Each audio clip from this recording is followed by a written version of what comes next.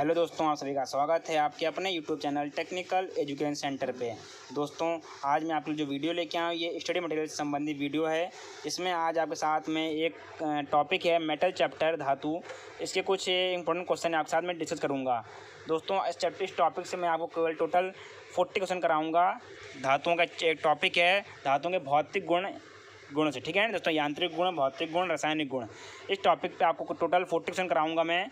इसमें दोस्तों आपको मैं पार्ट 2 में कराऊंगा मैं, यानी पार्ट 1 दोस्तों जो आज आप देख रहे हैं वीडियो इसमें है, 20 क्वेश्चन इसमें होंगे और 20 क्वेश्चन जो आपके दोस्तों जो नेक्स्ट वीडियो आएगा उसमें होने, कल जो आएगा उसमें होंगे। ठीक है दोस्तों, तो वीडियो बहुत इंटरेस्टिंग होनी चाहिए दोस्तों, होगा आपको दोस्तों। तो ध्यान से देखिएगा वीडियो, अपने जितने भी IITI स्टूडेंट उनको शेयर कीजिएगा। चैनल पर नए होंगे तो चैनल को सब्सक्राइब करना ना भूलें दोस्तों, और बेल आइकन को भी दबाना ना भूलें। दोस्तों आइए शुरू करते हैं क्वेश्चन। दोस्तों पहला जो क्वेश्चन आपका है ये है धातुओं का वह गुण जिसके कारण बर्तन बनते हैं। ठीक है, आपका ऑप्शन दोस्तों है प्रत्यास्थता, प्लास्टिसिटी, चिमड़पन और तनन सामर्थ्य। ठीक है दोस्तों, बर्तन बनने के लिए धातु का वह गुण, ऐसा गुण होना चाहिए कि वो उसे स्थायी रूप धारण करा सके, यानी कोई बर्तन बने जो उसका आकार दिया जाए वो स्थायी रूप से बना रहे। ठीक है दोस्तों, तो दोस्तों धातु का वो ऐसा गुण जो होता है वो केवल प्लास्टिसिटी ही होता है। प्लास्टिसिटी में ये गुण होता है कि धातु को ताप और दाब देकर जो एक आकार बना दिया जाता है वो उसी आकार में बना रहता है। ठीक है, प्लास्टिसिटी गुण होता है आपको दोस्तों ध्यान रखिएगा, जब भी आपसे बोलेगा कि धातु का ऐसा कौन सा गुण है जिसके कारण बर्तन बनाए जाते हैं तो वो होता है, आपका ऑप्शन होगा प्लास्टिसिटी। दोस्तों प्लास्टिसिटी जो आपका है ये आपका एक यांत्रिक गुण है। ठीक है, ध्यान रखिएगा, प्लास्टिसिटी आपका ऐसा गुण है, आपका यांत्रिक गुण है धातु का। दोस्तों नेक्स्ट क्वेश्चन आपका देखिए, धातुओं का वह गुण से कारण स्प्रिंग कार्य करता है। आपका ऑप्शन है प्रत्यास्थता, प्लास्टिसिटी, स्टीफनेस, चिमड़पन। ठीक दोस्तों, तो धातु हमेशा याद रखिए दोस्तों, जब भी बोले आपका कि स्प्रिंग बनने के लिए किस गुण का प्रयोग किया जाता है दोस्तों, यानी कि स्प्रिंग यानी कि लचीलापन। स्प्रिंग यानी कि लचीलापन, स्प्रिंग यानी लचीलापन आएगा, यानी दोस्तों लचीलापन यानी कि दोस्तों प्रत्यास्था। दोस्तों धातु के लचीलापन जो गुण होता है इसे हम प्रत्यास्था बोलते हैं, इंग्लिश में इसे इलास्टिसिटी बोलते हैं। ठीक है, ध्यान रखिएगा दोस्तों, प्रत्यास्था जो है ये धातु का यांत्रिक गुण है। ठीक है, प्रत्यास्था को इलास्टिसिटी भी कहते हैं, लचीलापन भी कहते हैं, और स्प्रिंग बनने के लिए इलास्टिसिटी जरूरी है ये गुण। ठीक है दोस्तों, अगला क्वेश्चन देखते हैं, धातुओं में काटने की क्षमता पैदा करने वाला गुण। धातुओं में काटने की क्षमता पैदा करने वाला गुण कौन सा है? तो दोस्तों इसका ऑप्शन देखिए, चिमड़पन, भंगुरता, लचीलापन, कठोरता। ठीक है दोस्तों, तो दोस्तों धातुओं में काटने की क्षमता पैदा करने वाला कौन सा गुण है दोस्तों, यानी कि कोई भी धातु किसी भी धातु को तभी काट सकती है जब वो उससे हार्ड हो, यानी उसमें हार्डनेस का गुण हो। ठीक है दोस्तों, एक धातु दूसरी धातु को तभी काट सकती है जब उसमें वो उससे अधिक हार्ड हो। तो यानी इसका आंसर जो क्या होगा दोस्तों, कठोरता। यानी कि एक धातु दूसरी धातु काटने की योग तभी होगी जब वो उससे अधिक हार्ड होगी। इसका ऑप्शन आंसर है आपका कठोरता। ठीक है दोस्तों देखिए नेक्स्ट क्वेश्चन क्या है, धातुओं का वह गुण जो मशीनता को कम करता है। आपका अगला क्वेश्चन है, धातुओं का वह गुण जो मशीनेबिलिटी को कम करता है। तो दोस्तों ऐसा कौन सा गुण है, देखिए आपका ऑप्शन है प्रत्यास्था, प्लास्टिसिटी, भंगुरता और सामर्थ्य। ठीक है, धातुओं का वह गुण जो मशीनेबिलिटी को कम करता है, आपका ऑप्शन है प्रत्यास्था, प्लास्टिसिटी, भंगुरता और सामर्थ्य। तो दोस्तों मशीनेबिलिटी करने के लिए धातु में झटके लगते हैं, उसमें कई प्रकार के ऑप्शन होते हैं मशीनिंग करने वक्त। तो दोस्तों आपका इसका आंसर जो है भंगुरता, यानी कि ब्रिटलनेस। दोस्तों ब्रिटलनेस कब आता है, जितनी अधिक दोस्तों वस्तु हार्ड होगी उतना उसमें एक अवगुण आता है भंगुरता का, जिसके कारण धातु झटके सहन नहीं कर सकती है। ठीक है दोस्तों, झटके सहन नहीं कर पाती है, अगर हल्की चोट लग जाए, गिर जाए तो टूट जाती है। ठीक दोस्तों, यानी इसका ऑप्शन जो है आंसर है भंगुरता है। दोस्तों नेक्स्ट क्वेश्चन देखिए क्या है, लोहे का सबसे शुद्ध रूप क्या है। इसका ऑप्शन देखिए दोस्तों क्या है, ढलुआ लोहा, पिटवा लोहा, पिग आयरन और इस्पात। तो इन चारों में से सबसे शुद्ध लोहा हमें किससे प्राप्त होता है? तो सबसे शुद्ध लोहा जो हमें प्राप्त होता है दोस्तों हमें ये होता है पिटवा लोहा से, क्योंकि दोस्तों पिटवा लोहा में यानी कि रॉट आयरन में दोस्तों, इसे पिटवा लोहा को हम रॉट आयरन बोलते हैं, इसे हम पुडलिंग फर्नेस से प्राप्त करते हैं दोस्तों इसमें जो लोहा होता है ये आपका 99.9% तक होता है। ठीक है दोस्तों, ध्यान रखिएगा, इसमें जो लोहा होता है 99.9% तक होता है। दोस्तों कई किताबें परसेंटेज ऊपर नीचे करती रहती हैं, पर आपका जो एक्चुअल जो होता है ये आपका 99.8 होता है। किसी किसी बुक में 9 दिया होता है, 0.9 करके आगे दिया। तो ठीक है दोस्तों, ध्यान रखिएगा ये। दोस्तों अगला क्वेश्चन आता चलते हैं हम, कार्बन की मात्रा सबसे अधिक होती है। आपका जो नेक्स्ट क्वेश्चन है ये है, कार्बन की मात्रा सबसे अधिक किसमें होती है। आपका दोस्तों ऑप्शन है ढलुआ लोहा, पिटवा लोहा, हाई कार्बन स्टील और पिग आयरन। ठीक है दोस्तों, तो दोस्तों देखिए कार्बन की मात्रा सबसे अधिक किसमें होती है। तो हम बात करते हैं चारों में कार्बन मात्रा कितनी होती है। दोस्तों पहले बात करते हैं ढलुआ लोहा। ढलुआ लोहा में जो दोस्तों कार्बन मात्रा होती है आपकी, ये आपकी होती है 2 से 4% तक होती है दोस्तों। ठीक है, आप बात करते हैं पिटवा लोहा में कितनी होती है। तो पिटवा लोहा में दोस्तों कार्बन मात्रा होती है 0.02 से 0.05% तक होती है दोस्तों। ठीक है, आप बात करते हैं हाई कार्बन स्टील कितनी होती है कार्बन में मात्रा। तो दोस्तों हाई कार्बन स्टील में कार्बन की मात्रा जो होती है ये होती है आपकी 0.75% से आपकी होती है 1.5% तक। ठीक है दोस्तों, आपका पिग आयरन में जो कार्बन मात्रा होती है वो होती है आपकी 3 से 5% तक होती है। ठीक है दोस्तों, तो उस पर दोस्तों हम लोग यहाँ पर पिग आयरन का प्रयोग नहीं करते हैं इंडस्ट्रीज़ में किसी भी मटेरियल को बनाने के लिए। तो इसका जो ऑप्शन जो ज़्यादातर होता है वो होता है ढलुआ लोहा। सबसे अधिक जो होती कार्बन मात्रा होती है तो ढलुआ लोहा में होती है। ठीक है दोस्तों, तो नेक्स्ट क्वेश्चन देखिए क्या है, विद्युत की आपका नेक्स्ट क्वेश्चन है, विद्युत की सुचालकता सबसे अधिक किसमें होती है। आपका ऑप्शन है ढलुआ लोहा, एल्युमिनियम, तांबा और पीतल। दोस्तों सबसे अच्छा जो गुड कंडक्टर होता है इलेक्ट्रिसिटी का वो होती है चांदी। ठीक है दोस्तों, इसीलिए चांदी का प्रयोग दोस्तों एरोप्लेन में किया आता है, या और जगह जहाँ जो जैसे रेलवे में किया जाता है चांदी का प्रयोग। ठीक है, इलेक्ट्रिसिटी के लिए कहीं कहीं, पर दोस्तों हर जगह इलेक्ट्रिसिटी का प्रयोग नहीं किया जाता। और आपके ऑप्शन के अनुसार आपका जो आंसर होना चाहिए वो होगा कॉपर। चांदी के बाद दोस्तों कॉपर ही ऐसा एक धातु है जो सबसे अच्छा इलेक्ट्रिसिटी होता है कंडक्टर है, गुड कंडक्टर है। ठीक है दोस्तों, इलेक्ट्रिसिटी का। बात करते हैं नेक्स्ट क्वेश्चन दोस्तों, सबसे अधिक कठोरता प्राप्त किससे की जा सकती है। ठीक है दोस्तों, आपका ऑप्शन देखिए क्या है, कांसा है, हाई कार्बन स्टील है, ढलुआ लोहा है, पिटवा लोहा है। दोस्तों सबसे अधिक जो कठोरता होती है ये आपकी हाई कार्बन स्टील में होती है।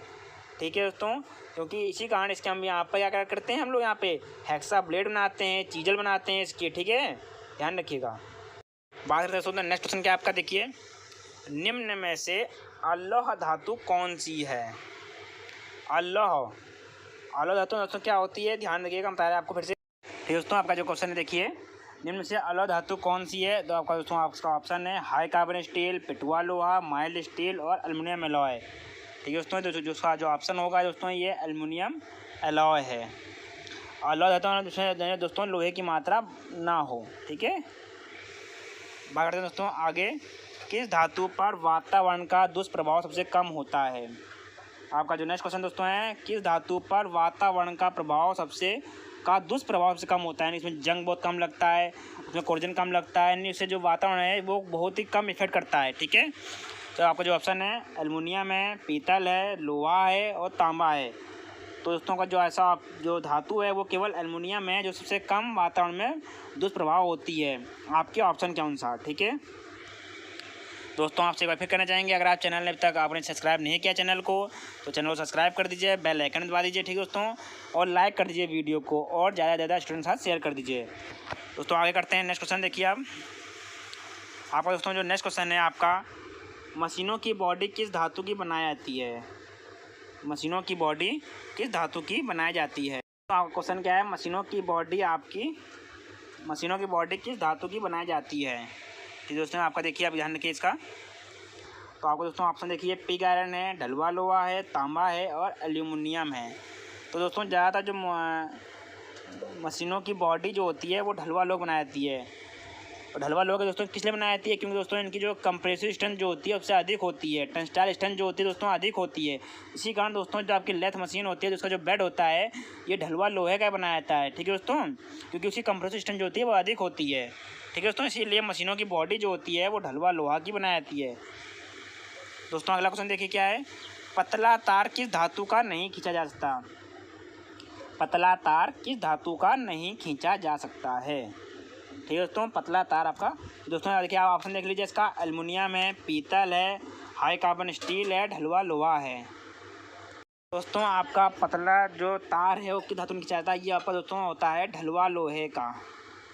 ये ढलवा लोहे का नहीं खिंचाया जाता। ठीक है दोस्तों, आपका जो तार का जो गुण होता है ये होता है तन्यता एंड डक्टिलिटी का। दोस्तों डक्टिलिटी के कारण ही धातुओं के तार खींचे जाते हैं, जो कि ये गुण आपका ढलवा लोहा में नहीं होता है। ठीक है दोस्तों, क्योंकि ये भंगुर होती है ढलवा लोहा में। दोस्तों अगला क्वेश्चन देख लीजिए आप, निम्न से किस धातु की कास्टिंग नहीं की जाती है? कास्टिंग में दोस्तों इसे हम लोग ढाल नहीं सकते। ठीक है, तो आपका जो ऑप्शन है ढलवा लोहा है, पिटवा लोहा है, गन मेटल है, इनमें से कोई नहीं है। ठीक है दोस्तों, हाँ तो दोस्तों जो आपकी कास्टिंग होती है ये आपकी रॉट आयरन की नहीं की जाती है। ठीक है दोस्तों, इसका जो आंसर दोस्तों है ये है रॉट आयरन यानी पिटवा लोहा। ठीक है दोस्तों, अगला क्वेश्चन देख लीजिए क्या है, किस धातु को फोर्ज नहीं किया जा सकता? यानी किस धातु की फोर्जिंग नहीं की जा सकती है? आपका देखिए ऑप्शन क्या है दोस्तों, पिटवा लोहा, ढलवा लोहा, कापर और इनमें से कोई नहीं। तो दोस्तों फोर्जिंग करने में हम अगर किसी धातु को फोर्ज करेंगे तो उसे कूटेंगे, पीटेंगे, हैमर की चोट लगाएंगे। और ढलवा लोहा में आप जानते हैं कि ये अवगुण होता है भंगुरता का, ब्रिटलनेस का अवगुण होता है। इसीलिए दोस्तों यहाँ पर जो उसका ऑप्शन होगा, आंसर होगा ये होगा ढलवा लोहा यानी कि कास्ट आयरन। फिर दोस्तों अगला क्वेश्चन देख देते हैं, किस धातु को टूल बनाने के लिए प्रयोग करते हैं? किस धातु को टूल बनाने के लिए प्रयोग करते हैं? आपका जो ऑप्शन देखिए ढलवा लोहा है, पिटवा लोहा है, हाई कार्बन स्टील है, इनमें से कोई नहीं है। तो दोस्तों किसी भी धातु को टूल बनाएंगे या उसे हम धातु पे काटेंगे यानी उस आने दोस्तों हार्ड होगी। तो दोस्तों आपके ऑप्शनों में सबसे हार्ड धातु जो है वो है आपकी हाई कार्बन स्टील है।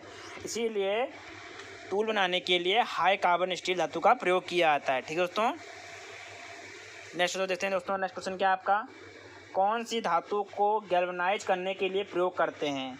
टिन, जिंक, लेड, इनमें से कोई नहीं। दोस्तों ये क्वेश्चन बहुत ही इंपॉर्टेंट है। ये हमेशा कभी ना कभी आपका हर टेक्निकल पेपर में आपने देखा होगा इसको, हर एक टेक्निकल पेपर में ये ऐसा क्वेश्चन आपका जरूर मिलेगा दोस्तों। ठीक है, ध्यान रखिएगा क्वेश्चन चैप्टर से। तो दोस्तों आपका जो एक गैल्वेनाइजिंग है, गैल्वेनाइजिंग की क्रिया करने के लिए हम लोग जिस धातु का प्रयोग करते हैं वो होती है जिंक।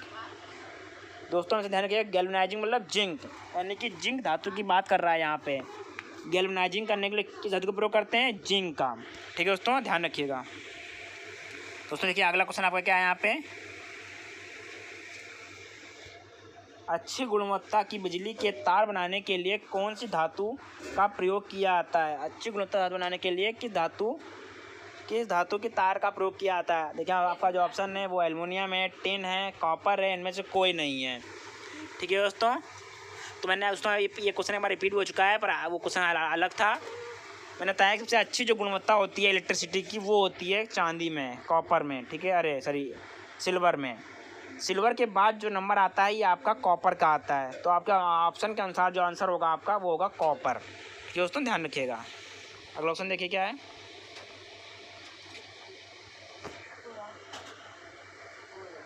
दोस्तों वीडियो को शेयर और लाइक जरूर कीजिएगा और अपने ज़्यादा से ज़्यादा ITI स्टूडेंट को अपने चैनल के माध्यम से जोड़ने की कोशिश कीजिएगा। ठीक दोस्तों आइए नेक्स्ट देख लेते हैं, धातुओं को उनके भौतिक गुणों से पहचाना जाता है तथा ये गुण होते हैं। ठीक है दोस्तों, ध्यान रखिएगा दोस्तों, ये क्वेश्चन बहुत इंपॉर्टेंट है। धातुओं का भौतिक गुण आप ऑप्शन देख लीजिए अपने, अस्थाई, स्थाई, परिवर्तित किए जाते हैं और प्रॉब्लम्स कोई नहीं। यानी दोस्तों आपका जो भौतिक गुण होते हैं धातुओं में, भौतिक गुण जो होते हैं धातुओं के ये कैसे होते हैं? अस्थाई होते हैं, स्थाई होते हैं, परिवर्तित किए जाते हैं या प्रॉब्लम्स कोई नहीं। तो दोस्तों ध्यान रखिएगा, हमेशा धातुओं के भौतिक गुणों को हम कभी भी परिवर्तित नहीं कर सकते हैं, यानी कि ये स्थाई होते हैं। ठीक है दोस्तों, ध्यान रखिएगा, धातुओं के भौतिक गुणों को कभी भी बदला नहीं जा सकता, इन्हें प्राकृतिक गुण भी कहते हैं। ठीक है दोस्तों, तो धातुओं के भौतिक गुणों को। दोस्तों नेक्स्ट क्वेश्चन देखिए क्या है,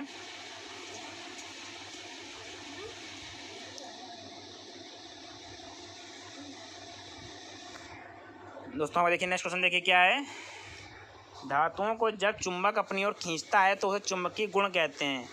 यह गुण किसमें होता है?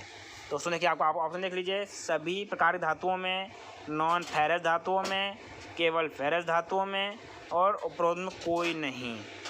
दोस्तों जो चुंबकीय बिल्टी यानी कि चुंबकता का गुण जो होता है ये केवल लौह धातुओं में होता है, यानी कि फेरस धातुओं में। तो आपका जो आंसर होगा ये फेरस धातुएं होगा।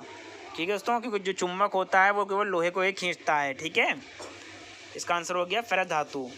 ऐसे आप नेक्स्ट क्वेश्चन देखिए क्या आपका नेक्स्ट और आखिरी क्वेश्चन दोस्तों आपका है ये। अब ये आज की वीडियो का इसी प्रकार के आपको एक नेक्स्ट वीडियो कल मिलेगा इसी टॉपिक से, जिसमें भी 20 क्वेश्चन होंगे आपके। ठीक है दोस्तों, देखते हैं आपका आखिरी क्वेश्चन आपका दोस्तों। धातु का वह गुण जिसमें यदि उस पर भार डाला जाए तो दब जाती है, लेकिन भार हटाते ही पुरानी अवस्था में आ जाती है, उसे क्या कहते हैं?